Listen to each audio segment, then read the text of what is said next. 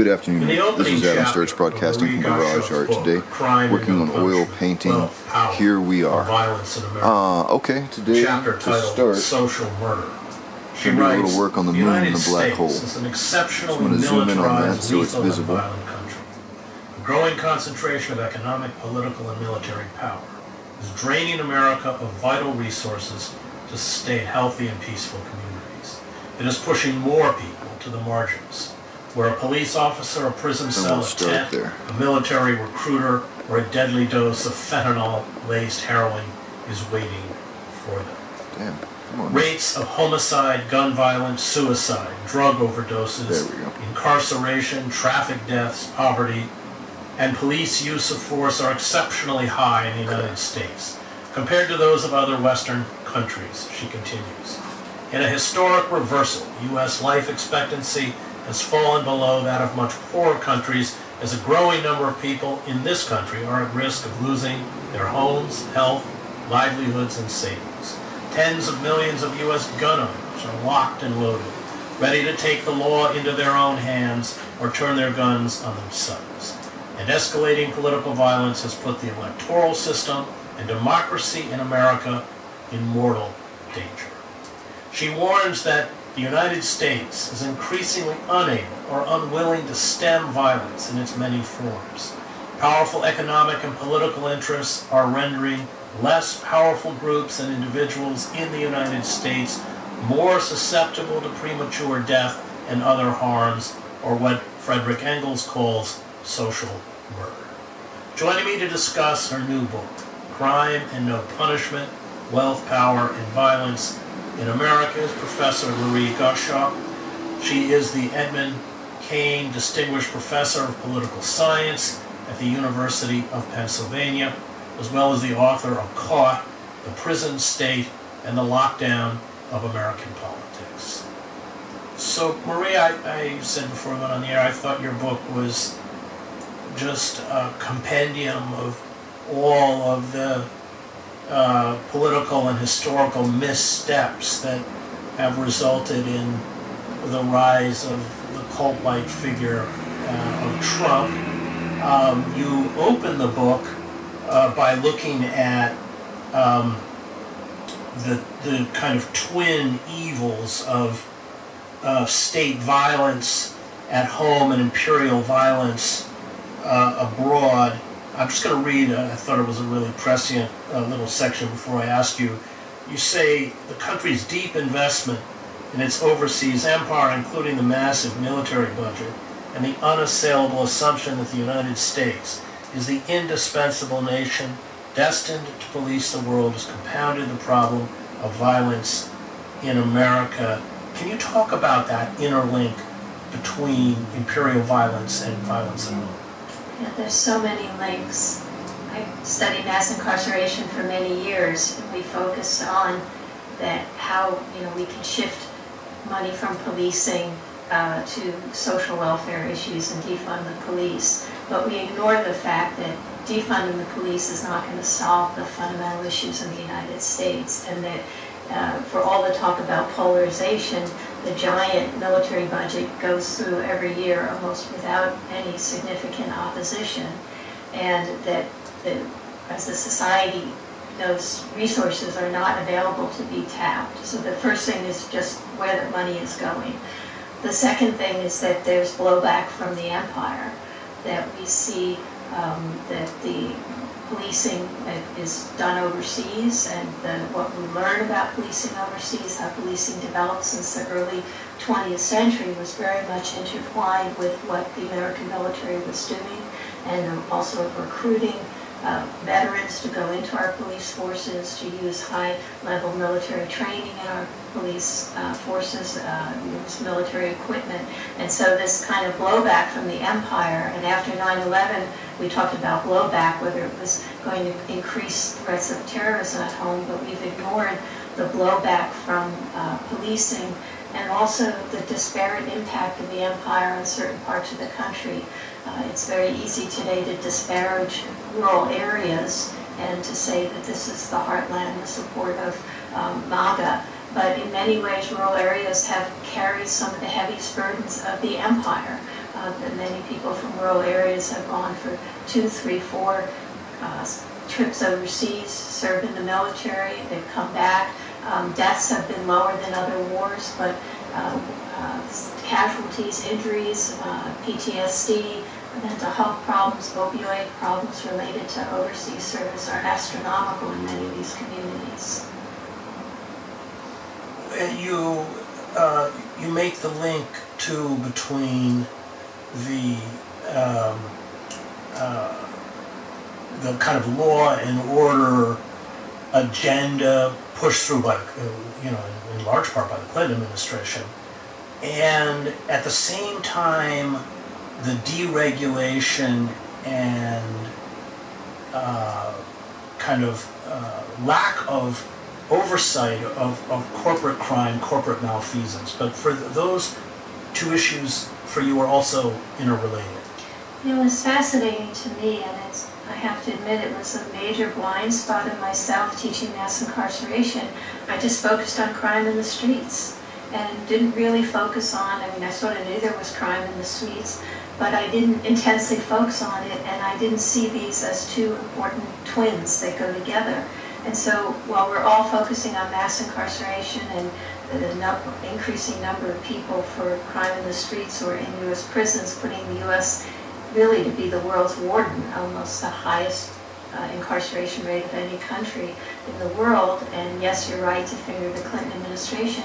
At the same time, we have these crime waves from corporate America, and we have this phenomenal decriminalization of crime in the streets. So we have a evisceration of our regulatory units. We have the financialization not only of the Treasury, the Secretary, the SEC, taking people from the financial industry, but increasingly during the Obama administration, to some extent Clinton administration, you have people from the financial sector who are staffing key positions in the Department of Justice.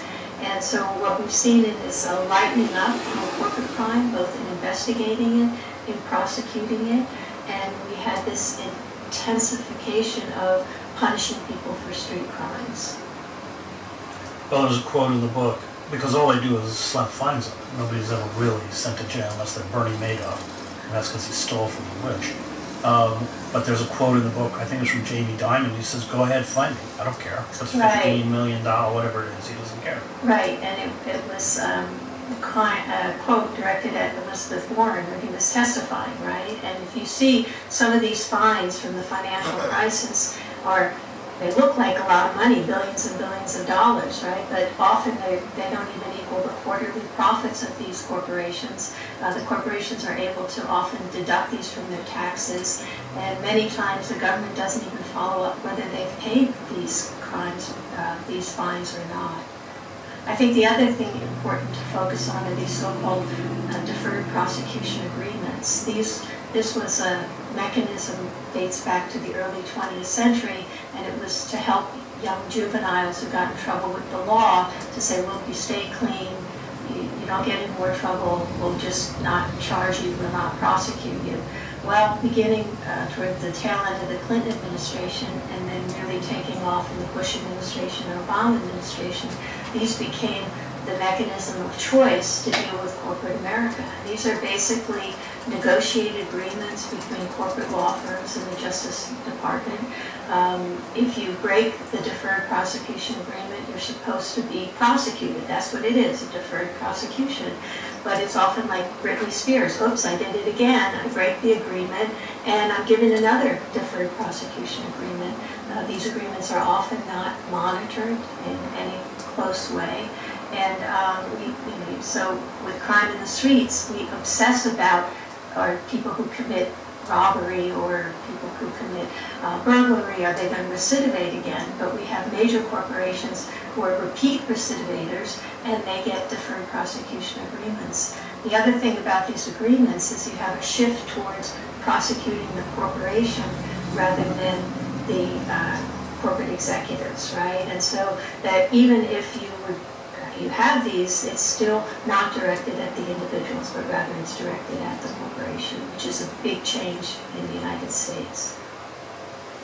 Talk about the political effects as these huge corporate entities accrue more and more wealth and more power. You do also write about, of course, the rise of the American oligarchic class. How did that affect our political system? I think we have not fully reconciled with the enormous impact of the Great Recession. And that we said the Great Recession was over. Obama campaigned in 2012, the economy is back, we're back. But for many parts of the country, we were not back. And many parts of the country understood that this traumatic economic event happened. Millions of people lost their homes. We had the biggest mass migration of people since the Great Depression. People lost their pensions, people lost their health care. And it was a rebound from the Great Recession that was very unequal, and that the coastal areas, the high-tech parts of the country rebounded, while many other parts of the country were mired in this economic distress. Tax bases were eroded, public spending didn't come back, public spending on public health didn't bounce back.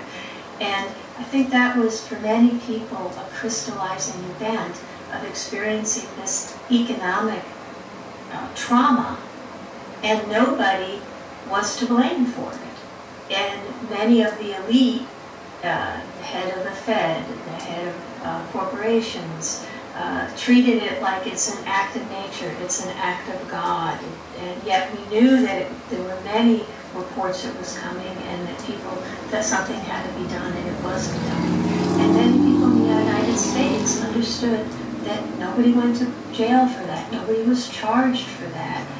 And I think that has been a very powerful undermining of trust in government. And also that there was no reckoning with the banks. The largest banks came out stronger than before. People understood that hundreds of billions of dollars went to save the banks, but the Obama administration supported a very shoddy foreclosure plan that, as Timothy Geithner, the Secretary of the Treasury, we now understand said, the only reason for that was to foam the runway for the banks, so to slow down the foreclosures a little bit so they could process them. It wasn't really to help the people who were in threat of losing their homes. And I think we focus on lack of trust in Congress, but there's a fundamental lack of trust in corporations right now. And the public opinion polls are very interesting in that increasingly people don't trust corporations. They don't have a trust in capitalism. They have increased favorable views of socialism. And if we look at the current president running in 2016 and then coming back again in 2024, and we want to all blame this on this kind of misogynist, racist deplorables that he's appealing to. And I think there are much more complicated reasons that, yes, he's got this rage that he appeals to from certain parts of the country, but there's also a powerful economic rage that then has been directed towards immigrants, towards women, et cetera, but I also think it's directed towards increasingly the economic elite. It was a little interesting for me, footnote in the book, which I didn't know until I read it, and I'd like you to address it, and that is the spiraling mass incarceration rates in rural areas. Mm-hmm. Yeah, so we often think of mass incarceration as an urban phenomenon and one that primarily affects African American men. And what we've seen over the last decade is a kind of shift in that your chances of being incarcerated have actually are higher in rural areas and suburban areas than they are in urban areas right now. And so even though we're overall in some states seeing the incarceration rate go down, it's often driven because the incarceration rate in urban areas is going down, and meanwhile in rural areas it's going up. And so it's misleading to say, we finally are going to have a downward trend in incarceration rate, that there's actually great variation across the country in this. And this is also accompanied by, which I didn't know until I read your book, a rise of police violence in rural and suburban communities, you write, which have accounted for about 3/4 of such fatalities. In 2020, the fact was not widely known for several reasons. Research on police homicides overwhelmingly focus on large cities, even though most of these fatalities occur in communities with fewer than 100,000 people. Furthermore, major cities tend to have more political networks, organizational resources, and media outlets, so police killings in urban areas are more likely to attract public attention. Indigenous people are the most at risk of being killed by the police, but their deaths, which typically occur in rural, underpopulated areas without witnesses to record the deadly encounters on smartphones, do not garner wider public attention. Yeah, what I'm trying to do here is to talk about police as state violence and to see that it's not just an urban phenomenon, and also to understand some of the deeper structural roots and causes of that. And it's remarkable to me that we have very good data on how many police get killed each year, but we don't... Which I just want to interrupt you, I know from your book that almost none are charged, or they're charged with very minor offenses. I mean, it's staggering. I think if I remember, you had it was like one per. I mean, you know the figures, but it's kind of shocking. Right. Very few get charged. Very few get convicted, and then even if they get convicted, the sentences are pretty nominal, right? Even in departments that have banned chokeholds, you can have police who use chokeholds, and sometimes they won't get charged, and the internal punishment might be taking some of their vacation days. But trying to look at rural deaths and to see state violence as something that spans the United States, right, is a very important way to try to think about the coalitions to challenge state violence, and that certainly African Americans are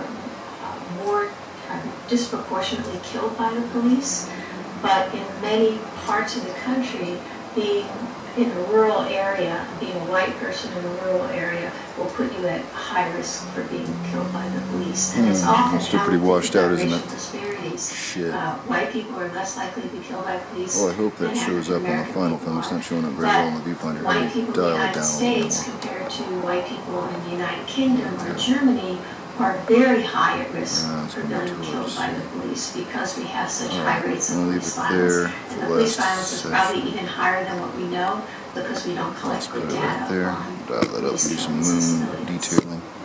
And as you write, more white people are killed by U.S. police officers each year than people from any other racial or ethnic group. 8 of the 10 states with the highest rates of fatal police shootings are in the West, where black people constitute barely 3% of state populations on average. As for the other leading states, one is West Virginia, which is one of the whitest and least diverse states. The other is Louisiana, one of the most racially and ethnically diverse states. White people make up the majority of people in rural areas in nearly every state, and all still constitute 2/3 of the people killed by the police in rural communities.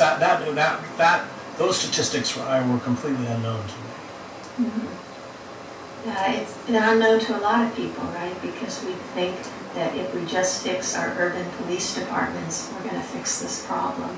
I think the other piece that I don't emphasize enough in the book, though I do mention, is many of these rural areas are run by sheriffs. And sheriffs are a whole force onto their own. They're elected. They are above the law in many ways, and they are a prime recruiting ground now for this constitutional sheriff's movement, which is that we can interpret the law the way we see fit, because we are elected and we are, they argue, the prime representation of the public will. Well, you compare it to police systems in Europe, not only in terms of training, which is much more extensive, but also the vast variety of law enforcement entities that exist throughout the United States, which are disparate, which are not connected. Right, and how do you have you know, in some places you have a police force that's one person, right? And the average police force is 10 or 12 people.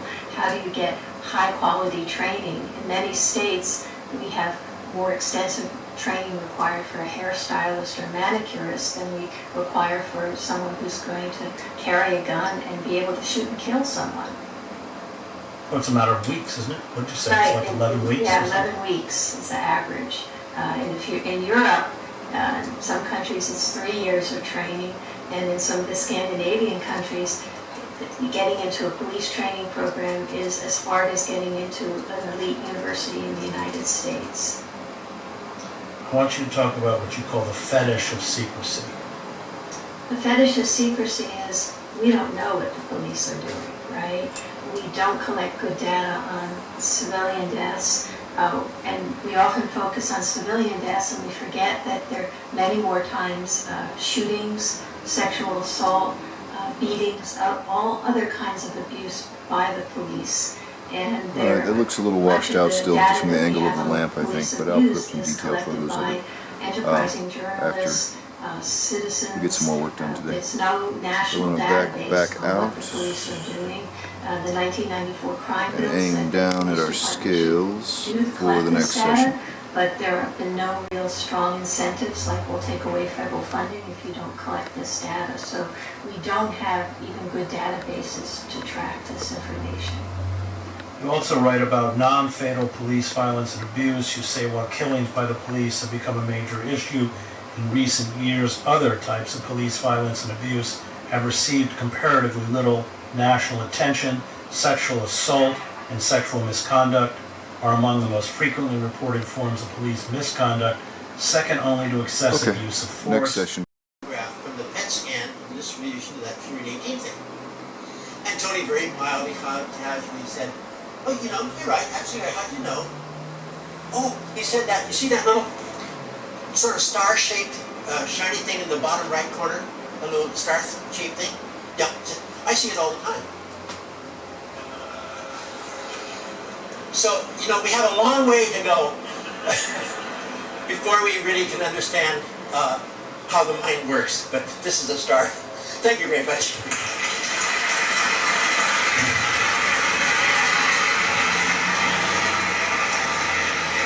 Great. Have a seat and I'll come back up.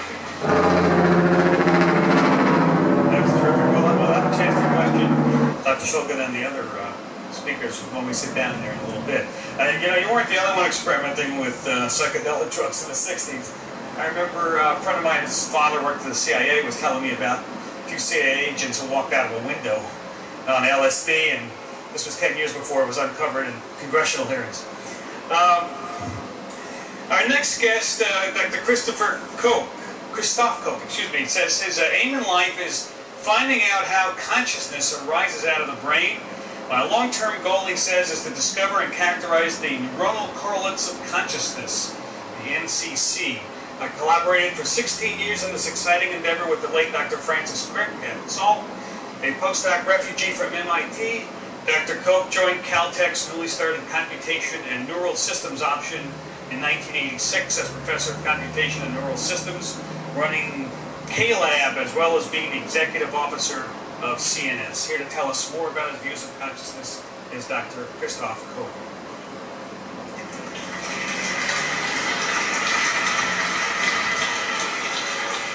Thank you. Right, so before we start, I have to make a conceptual distinction because different people use consciousness in very different ways. So first of all, there's particularly what clinicians are interested in. There's the different states of consciousness. Right now, nobody's asleep, at least yet, so that's one state of consciousness, you're awake. Then, of course, there's REM, there's different sort of sleep, REM and slow wave sleep, there's coma, there's persistent vegetative syndrome, there's minimal conscious state, there's stupor, there are all these other states. And so, you can study people, for example, you can try to make a contrast between the awake state and the REM state. So this sort of defines consciousness as such the ability of your brain to be conscious at all. So right now we are all conscious, but what most people who study this now are interested in is different states of consciousness. So while you're conscious, you can be conscious right now of my voice. I talk a little bit like my governor. And, or you can be conscious of blue or, something else. So this is the current content of consciousness. And The elements are called qualia. This is what philosophers refer to. So there's a qualia for sound, you have a qualia for red, for blue, for being angry, for being you, for being a late, living in a late industrial, post-construction society, whatever. Now, empirically, studying this aspect, as I can show you, is much easier, because this you can control very well in humans and in some animals. You can control the level of arousal, and then you can manipulate the content, particularly in the visual case. It's much more difficult to do this, for example, for self-consciousness. We don't have any good illusions. We don't have any good ways to manipulate self-consciousness. For example, I can't sort of, without taking drugs, which is a little bit uncontrolled, I can't really, switch my feeling of being Christoph on and off on a time scale of half a second. But I can do that perfectly well for visual consciousness. And so here the trouble is, if you do comparison between awake and REM, or between REM and slow wave, or between coma and awake, as people do, there are all sorts of different things that change at the same time. It's not only consciousness, it's also attention, it's also memory, it's also motor behavior. So it's more difficult to control experimentally. What is it we can say for sure at this point in 2005 about the neuronal correlates of consciousness? Well, first of all, we know it's a property of certain complex adaptive networks, not all networks.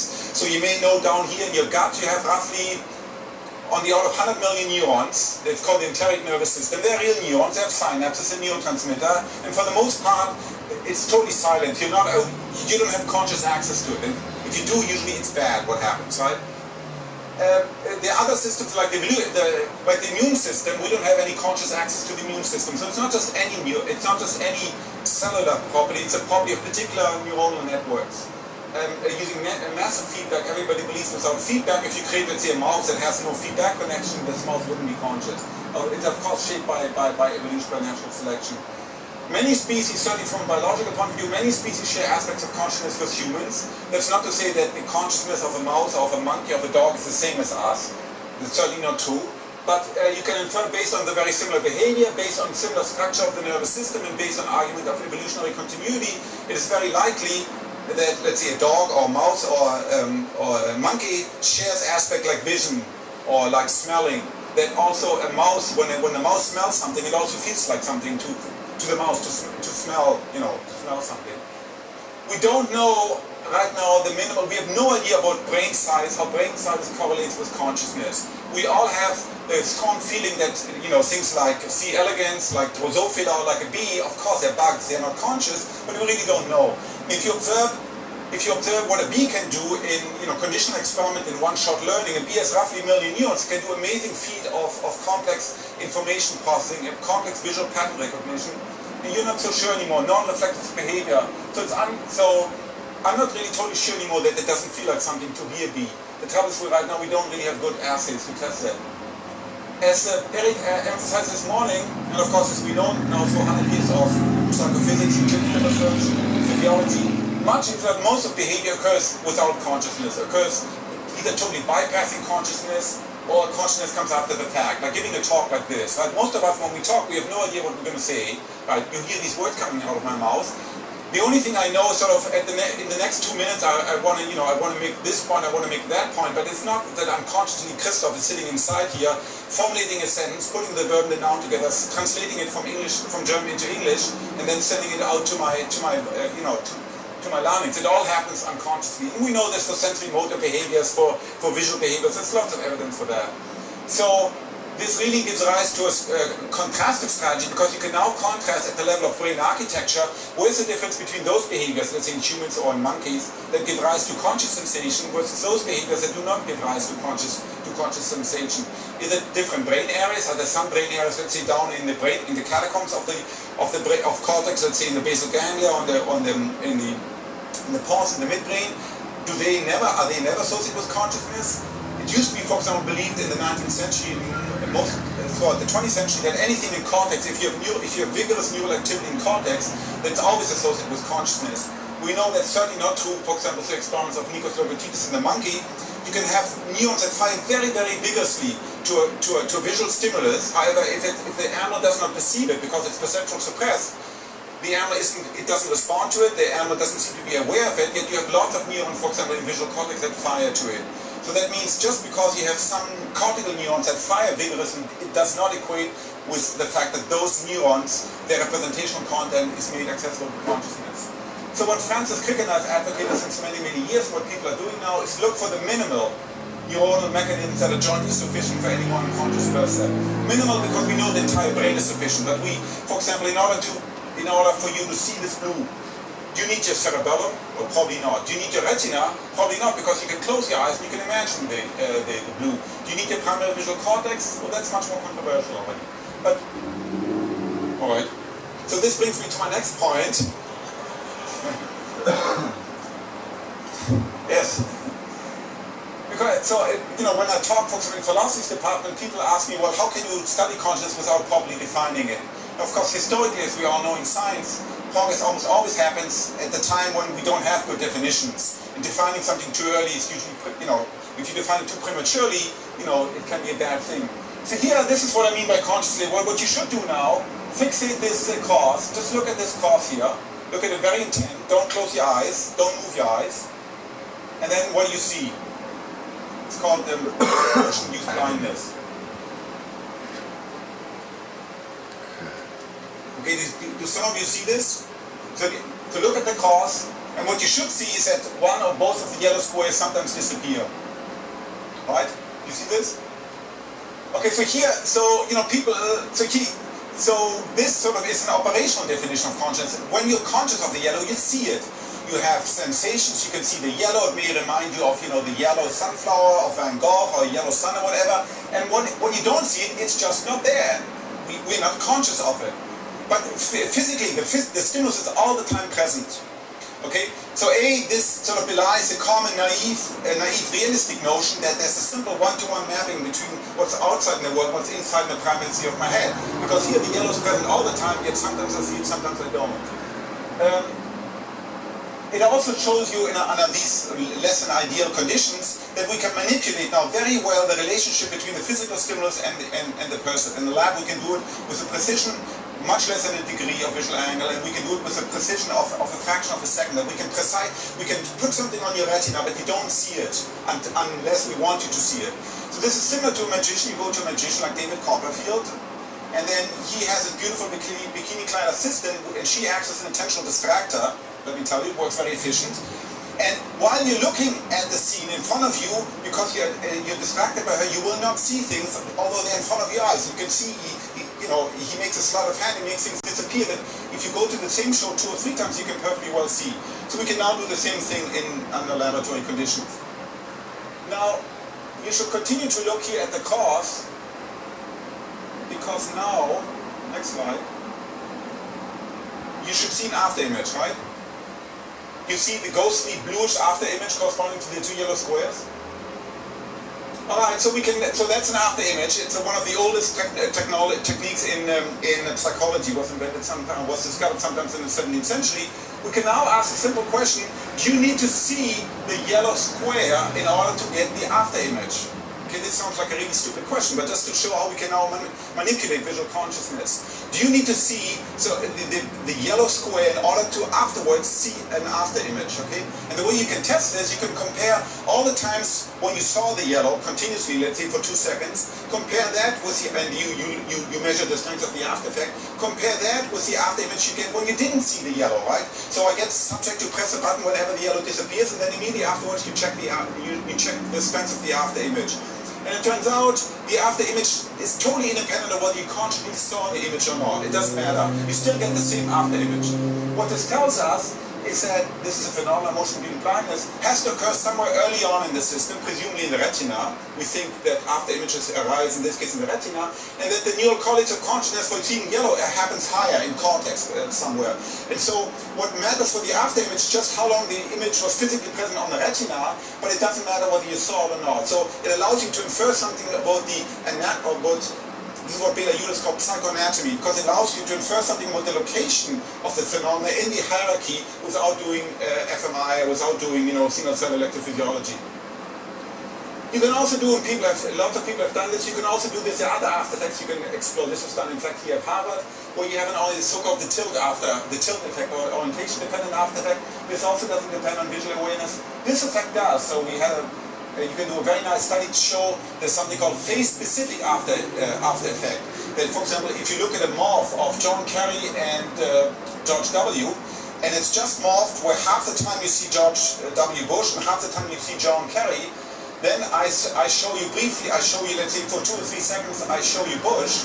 Then if I now show you back the original image, this morphed image, you're now much more likely to see John Kerry than Bush, because you've adapted to Bush and something specific having to do with identity of the face. Well, this, for example, does depend on consciousness. If you don't see it, because we suppress it, so we put these face images on your retina, but we suppress them so you don't see them, you don't get the after effect anymore. So this is just a way sort of, just to show you one glimpse of what psychologists can now do to control, to dissociate physical stimuli from what you can actually perceive.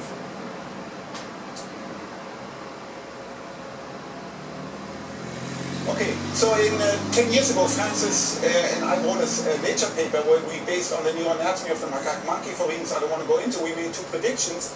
We said that conscious perception, particularly visual perception, requires activity in prefrontal cortex. At the time, people were profoundly skeptical of this because it was believed that essentially vision isn't just done in the back part of the brain. And then more relevant for today is that the neural correlates of consciousness are not in primary visual cortex. In other words, that the visual input projects from the eye through the intermediate relay station to the back of your head. Here, the visual cortex, and there's a first stage called the primary visual cortex. And we made the sentence that our ideas, the support for our ideas would be much greater if it was shown that invisible gratings produce activity in V1 neurons in humans. Because then you can argue, well, you don't see them consciously, yet they still give rise to fine activity in neurons in primary visual cortex. So clearly that seems to imply that the neurons in V1 do not give rise to conscious visual, to visual consciousness.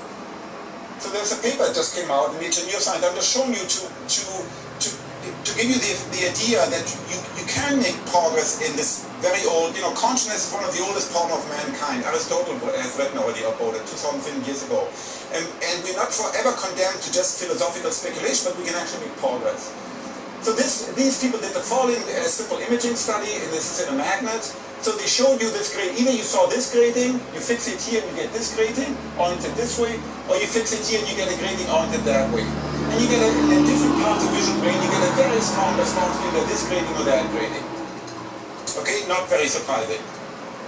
And in fact, what you can do, you can use a decoding algorithm. So this is the one subject. So you take his visual brain and flatten it out. I mean, you do it in a computer. This is human after all. And then you can do what's called decoding. It's a standard technique in information processing. You essentially ask a little mathematical algorithm which pattern gives rise to this orientation and which pattern gives rise to this orientation. And then I'm going to show this machine, this little algorithm I've trained up, a new image which the algorithm hasn't seen before, and ask it to, based on this, what you learned in the previous images, can you tell me whether the subject saw this grading or this grading? And in this case, you can do it 82% correct, so far above chance. Chance would be 1 out of 2. So you can do it 82% correct in primary visual cortex. This is not at all surprising. This is what everybody expected. But now you can do a really cute trick. You can hide these, again using a masking technique. You show the same stimulus very briefly, just like before, but now you hide it. You put stimuli before and afterwards. This is called visual masking. Essentially, you show an image, immediately afterwards you show another image. So physically, the image is present exactly the same amount of time. It's the same signal energy you put into the signal as before, except subjectively and behaviorally, you don't see the image anymore. And we know that because we ask people. We can ask people, well, in this experiment, each time tell me whether you think you saw this grading or this grading.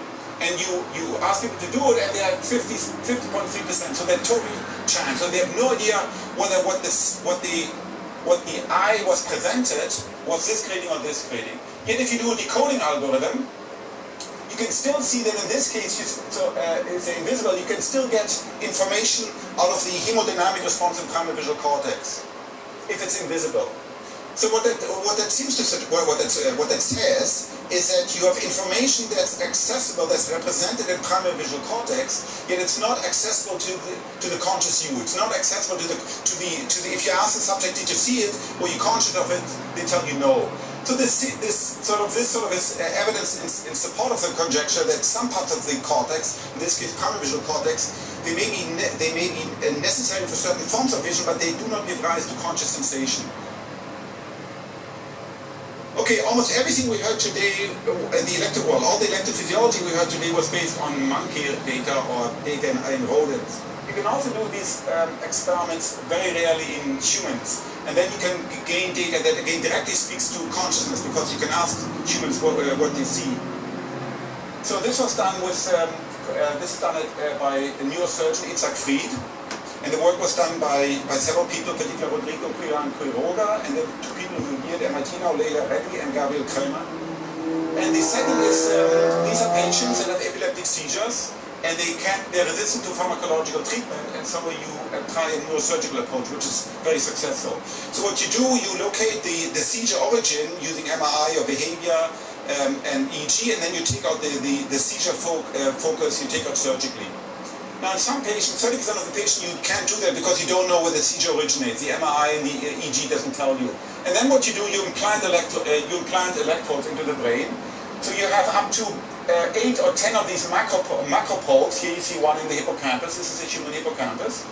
And you can then, these things are monitored. Essentially, it's like intracranial EEG. It's like EEG except it's inside the cranium. And these patients are monitored 24/7 for 3 to 5 to 7 days in the clinic. And you can essentially triangulate and find out where the seizure originates. Now, what Itzhak Fried did and his collaborators, he hollowed out this electrode, and then he adds 9 wires. These are just conventional microelectrodes, just for example, like Earl Miller is using them here in this monkey, or Matt Wilson is using them in rats and mice. So now we have roughly on the order of 100 microwires in these patients. And then what we can do, we can, so here you see one of these patients, it's a conscious human, you can ask him what he's seeing. So here's the turban, and here's the preamplifier here, and then the wires go to the amplified here, and then go into a computer. And then so you can show him different images. So here what we show him images, we ask him what the patient likes, we ask him what movies they like, we ask him what movie actors, etc. they like, or what is it they're interested in. Then so this is something you can't do in a monkey, of course, so it's biased. And then here we show him, so we show him all these images, so the image is present, it's really, you can see it very well. So this is 3 seconds, and here they're supposed to be, you can barely see in sort of vertical bars here. That's those 2 vertical bars marking 1 second. And we show the image always between those 2 vertical bars here, and here, and here, and here. So that's why we present this image, or the image of the Eiffel Tower, of the image of an actress called Jennifer Aniston. And what you can see here, so this is a neuron in the medial temporal lobe, because that's where most of the seizure happens. So that's most of our electrodes where they are. It's a single unit in the parahippocampus left. And what you can see here, so this unit, 300 milliseconds after the image is flashed on, the neuron responds here. These are 6 different trials. These are only 6 trials to these faces. They all happen to be the same actress, Jennifer Aniston. Jennifer Aniston used to be married to another famous actor called, I don't know. And then, so here the neuron doesn't respond, although she's present, but she's also present. And you can do a lot of psychoanalysis here while this neuron doesn't respond.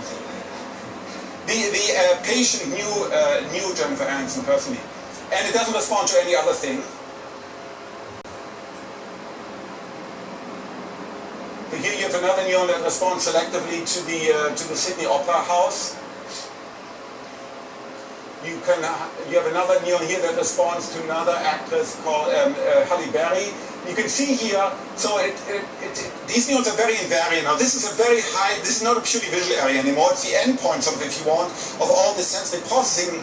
A lot of that information gets sent to hippocampus. And so you have neurons here that respond to Halle Berry, whether it's her photograph, or whether she's dressed up in a cat suit, or there's a line drawing of her, or even the text.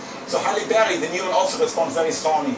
Doesn't respond to other text, doesn't respond when another woman gets dressed up in a cat woman suit. It responds very selectively to Halle Berry. You can also see here Mother Teresa. I mean, there's very little rhyme and reason to this. It's in a different patient. Or Pamela Anderson. Again, the text Pamela Anderson. So here we have sessions from, this is roughly 1,000 units. And a small fraction of these neurons have these very selective and invariant responses. Of course, it could be that a very large fraction of neurons respond this way, but we only have, typically in sessions, half an hour before the patient gets bored or gets tired, or the nurse comes. So we don't have a lot of time to test for such neurons. So what this test is, if you're going to remember anything about the symposium tomorrow, okay, if you're going to remember anything about the presentation this morning, it's because that information was visual processed by your, let's say, infratemporal neurons in the IT, and then was sent on to hippocampus, and so that's the neurons we tap into here.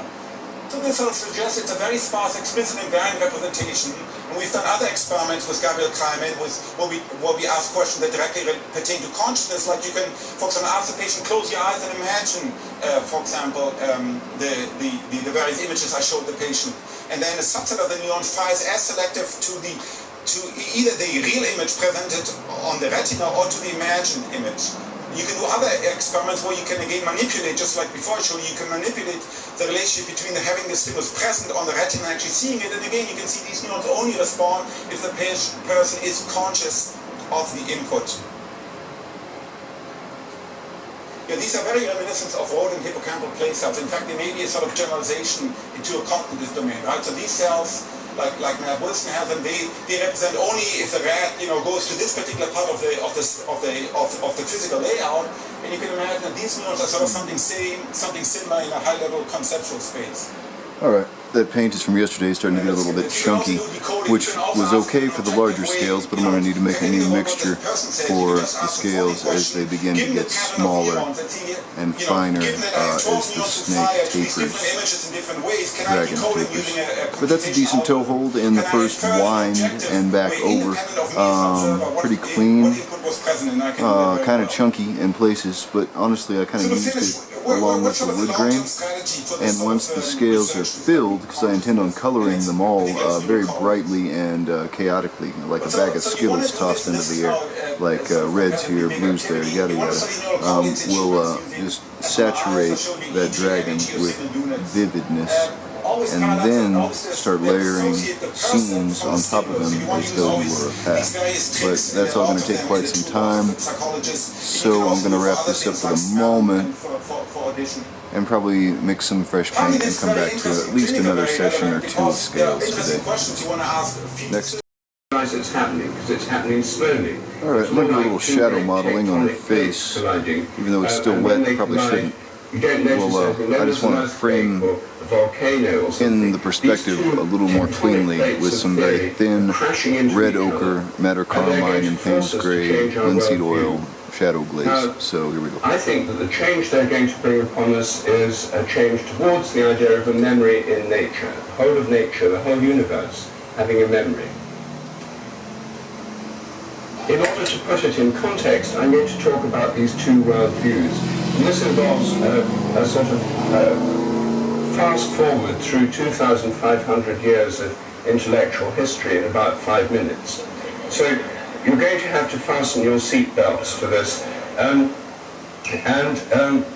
What I'm going to do is show how these two fundamental models that we've all inherited, that we've all got part of it in our psyche, are in collision and are going to force theoretical changes.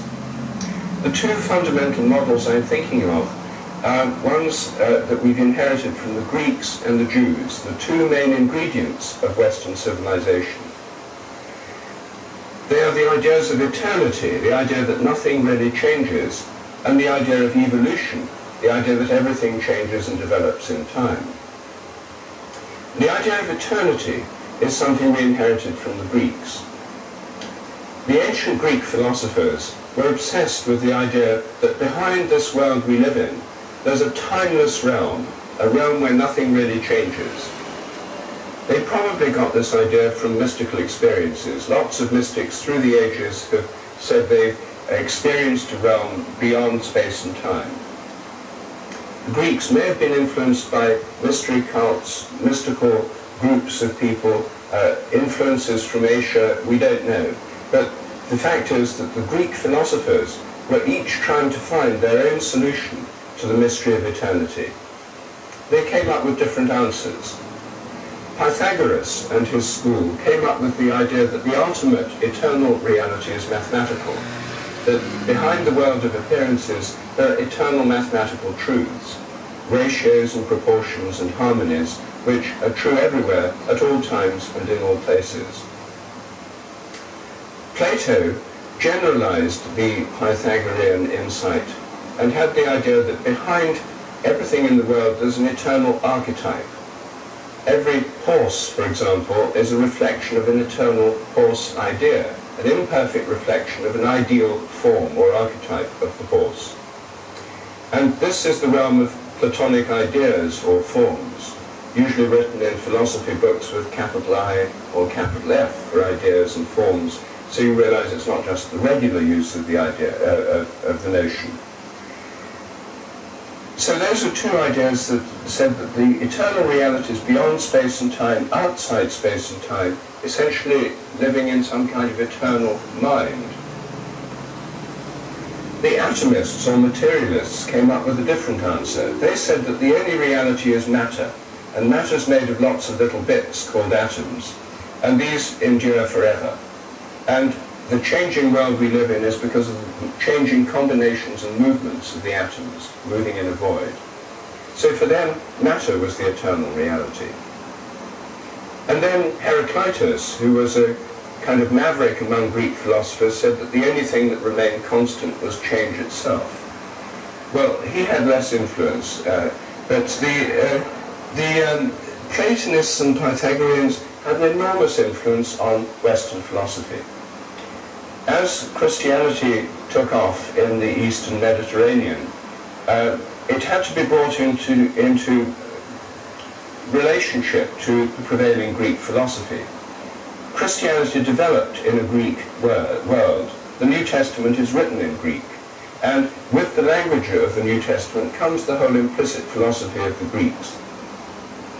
And it was relatively easy for early Christian theologians like St. Augustine to see how the Platonic philosophy could be fitted into a Christian theology. The Platonic forms or ideas were none other than ideas in the mind of God, aspects of the Logos, the second person of the Trinity. And God thought these ideas eternally. So that was a fairly easy assimilation. Platonism was somewhat eclipsed in Europe in the Middle Ages by the rival school of Aristotle. But at the Renaissance in Europe, there was a big revival of Platonism. And European intellectuals got very excited again about this eternal reality behind space and time. The founding fathers of modern science were all Platonists or Pythagoreans, believing that the ultimate reality is essentially eternal, mathematical, beyond space and time. They thought that the so-called laws of nature were eternal mathematical ideas in the mind of God, and that scientists could actually reveal or read the mind of God through discovering these mathematical laws.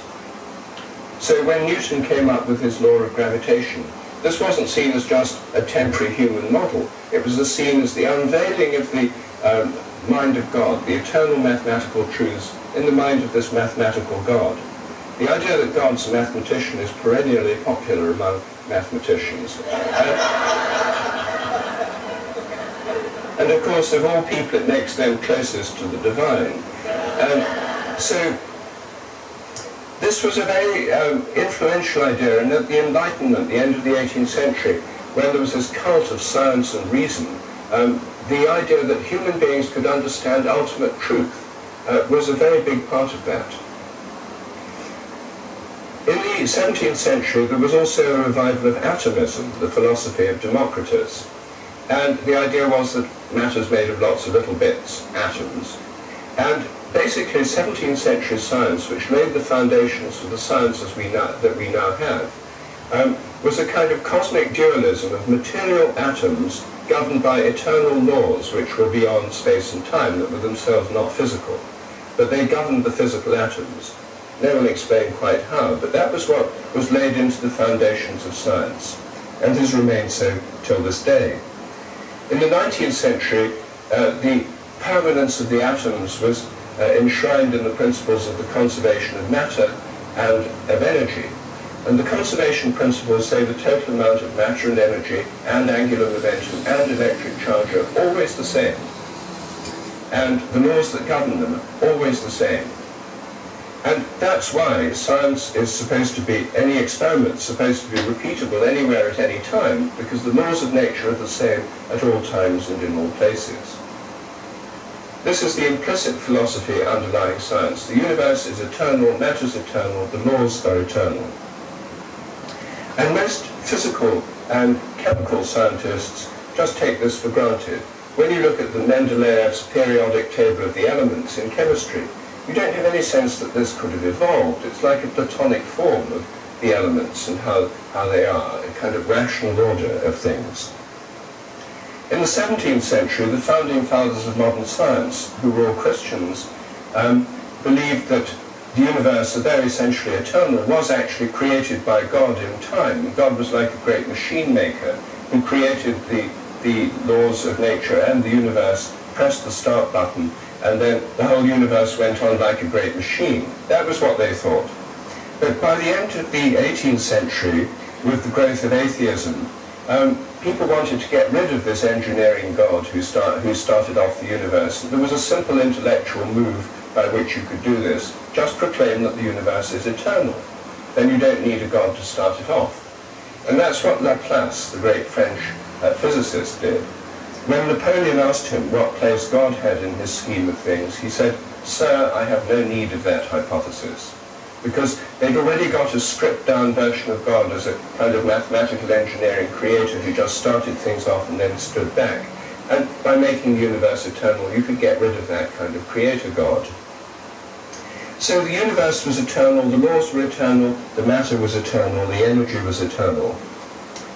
When Einstein worked out the equations of his general theory of relativity, he found that they showed that the universe should either be expanding or contracting.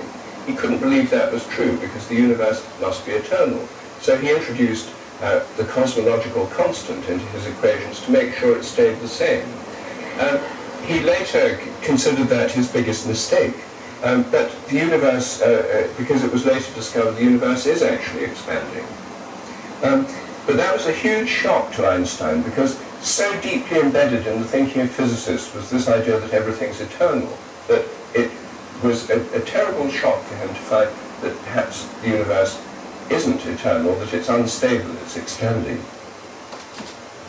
Well, these are the ideas that have got totally built into our conception of reality through physics and chemistry, this notion of eternity from the Greeks. But the other great notion that's changed our thinking is the idea of evolution, and that is rooted in the thinking of the Jews. The Jews were the only ancient people who saw time in a linear, progressive way. All the other great civilizations and people of the ancient world saw time as eternal, moving in cycles. They saw eternal cycles. Whole universes came into being and passed away, and new ones appeared forever. So eternity goes with the idea of cycles, and that goes with the idea of reincarnation. The ancient Greeks believed in those things. The Indians do to this day. The Buddhists, with their cosmology derived from the Indian one, implicitly do as well. So the idea of eternity is the standard default setting for most ancient civilizations. The Jews were different though. They had a model of history that was modeled on a journey, and the prototypic journey was the journey out of bondage in Egypt, through the wilderness and to the promised land. This was a journey with a goal. The goal originally was like the recreation of paradise, like rediscovering Eden, the promised land where it's starting to render her up a little bit with some shadows. It's been like rediscovering Eden at the end of history. So from here, I guess I'll zoom in a little bit and we'll go back to scales so this is the kind of in a few minutes.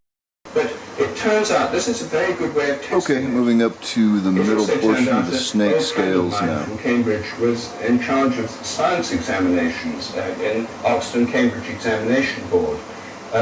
I tried to persuade him to alter the order of the questions for small subsamples of the population to test morphic resonance, to turn our national science exams into a vast morphic resonance experiment.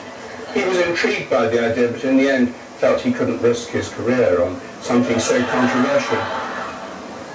It turns out that in Holland, all exams are done with people at alternate desks have papers in different questions in a different order, A and B forms of the questions. So one lot do questions 1 to 8 and then 9 to 16. for the other lot, 9 to 16 are called 1 to 8, and then 1 to 8 are called 9 to 16. So people at adjacent desks can't copy from each other. That means in Holland they've already got a huge database of exam results that can be used to test this theory. And a colleague of mine at Amsterdam University, Dick Bierman, has already looked at some of their university exam results and found that in 7 out of 8 papers, morphic resonance, the morphic resonance prediction has come true. There are higher hit rates, higher success rates when people did questions later than earlier. They're now, at this moment, examining dozens more papers from results from Dutch examination papers to see if this effect shows up. This also applies to crosswords. It should be easier to do the New York Times crossword from tomorrow than it was today, and some tests have been done to test this with positive results. So this is a very testable theory. It leads to the idea of collective memory, and the idea of a collective human memory is of course not a new one. It's been around for a very long time. Jung, the psychologist, suggested we all tap into a collective memory. And I'm saying the same thing, only I'm saying it's just part of the way the whole of nature is, the way all species are, not just the way that humans are. There's one final implication that's particularly mind-boggling. Well, there's many implications. I only have time to mention one of them. And that is this. If morphic resonance depends on similarity, and we have a kind of collective memory from past members of the human species, then the first point is we'll have a more specific memory from people who are more like us, members of our own families, for example, and our ancestors. So there'll be a more specific memory from our ancestors. But then if you ask, well, who in the past is most similar to me? The answer is me. Each of us is more similar to ourselves in the past than to anybody else. That means that the most specific morphic resonance acting on any one of us is going to be from our own past. This self-resonance means that we can resonate with ourselves in the past, and our memories can be transferred by morphic resonance from our own past. I'm suggesting that memories are not stored in the brain, as commonly assumed, but rather occur through self-resonance with our own pasts. Our brains are more like TV receivers than video recorders. We tune into our pasts when we recover memories, but they're not stored in the meantime in the brain. Because most scientists take the materialist theory of mind for granted, they assume that memory must be in the brain. Where else could it be? It's simply taken for granted. It's one of those paradigms, an unchallenged assumption. It turns out, despite more than 100 years of intensive research and the expenditure of billions of dollars on trying to find memory traces in the brain, people have been extremely unsuccessful. People have tried and tried again, but failed and failed again to find memories in the brain. Every kind of theory has been tried. DNA, RNA, protein modification, synaptic modification, phosphorylation of synaptic proteins, and so on. They've all drawn a blank in one way or another. And I think that's because the memories aren't there. You can no more find memories in the brain than you can find memories in your TV set of what programs you watched yesterday. It's simply not the way it works. Well, this is obviously a radical and, of course, controversial interpretation of memory, but it's a natural extension of the morphic resonance idea, and wherever one extends this idea, it turns up predictions that seem to fit the facts, often in variance to conventional scientific theories. But the memory theory of the morphic resonance memory theory does work, I think, much better than the conventional one. Of course, you can get memory loss through brain damage or through brain degeneration, as in Alzheimer's disease. But that doesn't prove it's stored there. If I came and clipped out random bits of your TV set, I could affect the way it receives pictures or produces sounds, but it wouldn't prove all those sounds and pictures are stored inside the TV set. It would just prove that those bits were important for the reception or tuning, and I think that's true of the brain as well. Well, this gives you a brief overview of the morphic resonance idea. These notions were first put forward in my book, A New Science of Life, much more fully developed in the presence of the past. And I've gone on doing research on this in one way or another ever since. And it has many, many implications in many areas. So this is just a very brief view of some of the main features of morphic resonance. I haven't yet talked about morphic fields and how this resonance is expressed. But before I do that, I think it's time for us to take a short break. And then I'm going to come back to the fields, and then there'll be time for questions and discussion after that.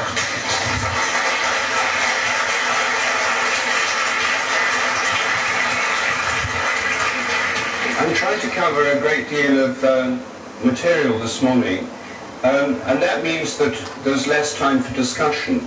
I know some people here have a lot of questions, and I wish we had more time or more opportunity, but it's a kind of trade-off. And so I'm going to try and tell you something about morphic fields, the extended mind, and some of the experiments I've been doing. Size of the scales in the foreground at the end was very fortuitous.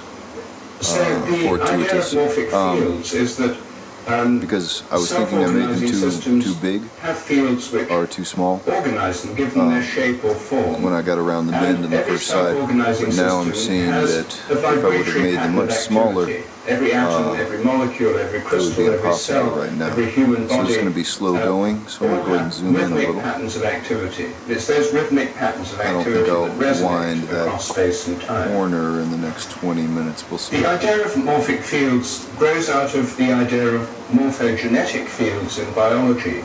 I started as a developmental biologist, and the idea of these fields was first put forward in the 1920s to try and explain how developing organisms develop.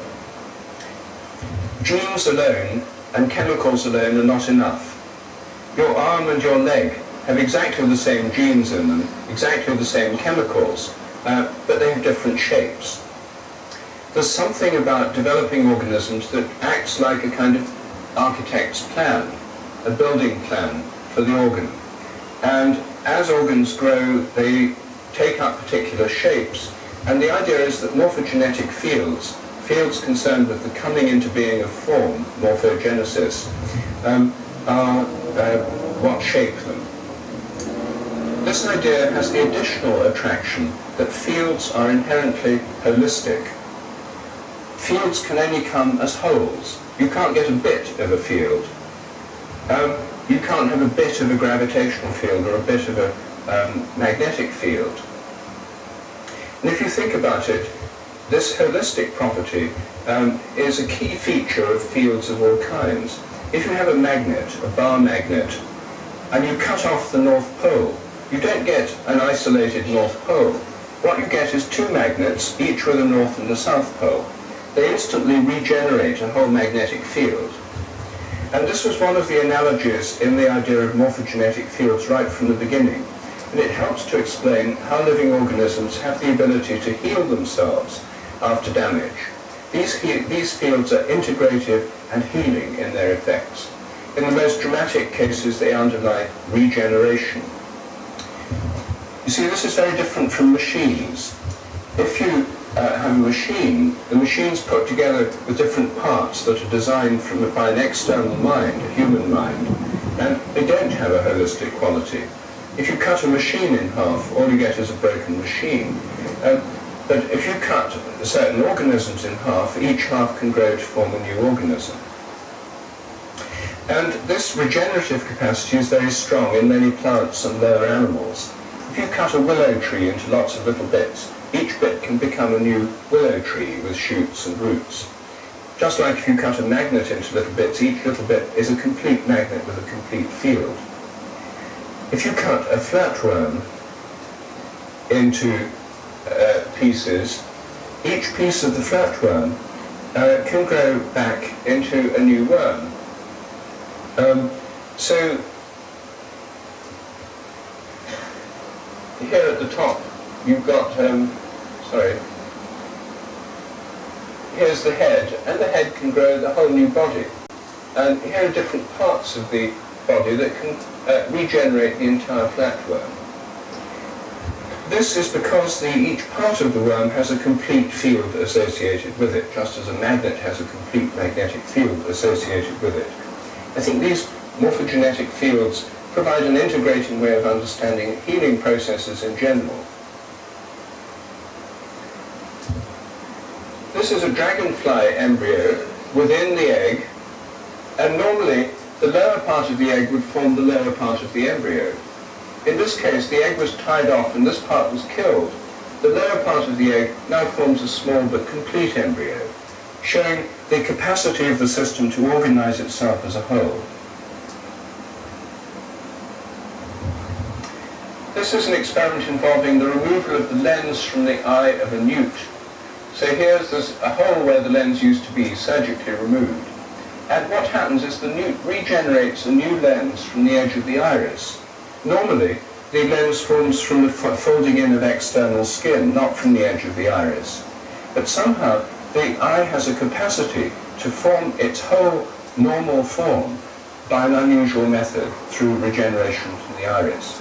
And again, the presence of an organizing field would help to explain this, whereas a purely mechanistic explanation in terms of just chemicals and genes just couldn't possibly begin to explain this kind of thing. I'm suggesting that morphic fields depend on morphic resonance. They have a kind of memory from many members of the species in the past. Since all the members of the species are slightly different, it means the fields are probability structures. And here's an analogy. These are average scientists from the John Innes Institute in Norwich, England, made by superimposing photos of 30 female and 45 male scientists. And what you see is a kind of probabilistic outline of the average scientist's face. And I think if you could see morphogenetic fields, they'd be a bit like that, sort of blurred at the edges. They work probabilistically like quantum fields. And morphic fields are arranged in nested hierarchies. These could be subatomic particles in atoms, atoms in molecules, molecules in crystals, or they could be organelles in cells, in tissues, in organs, in organisms, in societies of organisms. Everywhere in nature we find this nested hierarchy, this ordering of parts within wholes, and the parts are themselves wholes at lower levels. And at each level the whole is more than the sum of the parts, because, I would suggest, it has a morphic field, which is what gives it its wholeness.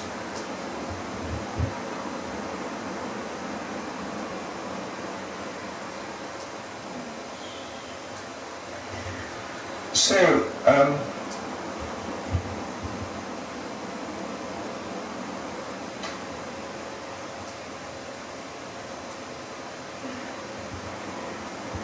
that's a very brief overview of some of the ideas about morphic fields. And what I'm going to do now is take a huge jump, because we're covering virtually everything today. I mean, Bruce and I, between us, are going to cover all the mysteries of the universe. We're not going to solve them all, but we're going to touch on them here and there. So I'm moving now on to the mind and the nature of the mind. I think that the organization of the brain depends on fields.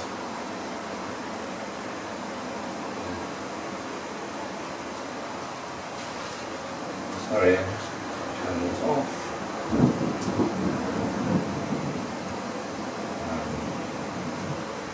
Sorry, hang on. Just got to get rid of this from the screen.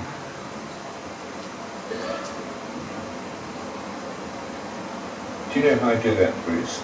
It's Bruce's computer, so... oh yes. Oh yes, I thought I'd done that. Okay, thanks. Good, that will be next. Okay, the mind.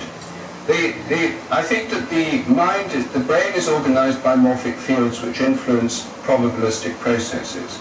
Morphogenetic fields shape the body.